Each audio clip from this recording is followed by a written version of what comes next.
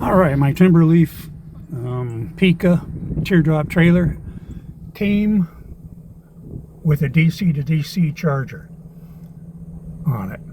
In other words, when the trailer is plugged into the truck and the truck is running, there's a charge current running back to this DC to DC charger, which then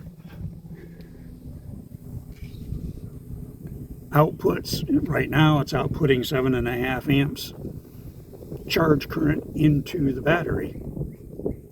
The problem was the thing wouldn't work. So I had to tear all of this apart and try to trace wires to figure out what was going on. It comes in, the charge signal from the truck comes in down here through that circuit breaker,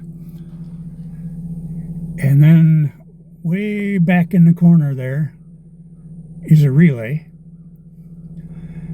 and that relay is supposed to be controlled by this switch. If I turn that switch off, the charge current goes away. If I turn that switch on, it sets that relay, feeds the voltage through to the DC to DC charger, and the charge current comes back on. But that wasn't happening. After all my fiddling around, I discovered that for some reason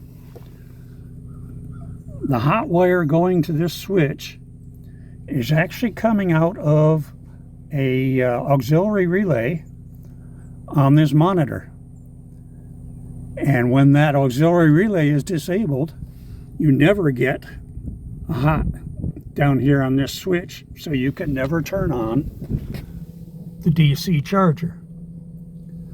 So the solution was to enable that relay on the battery monitor, and now everything works.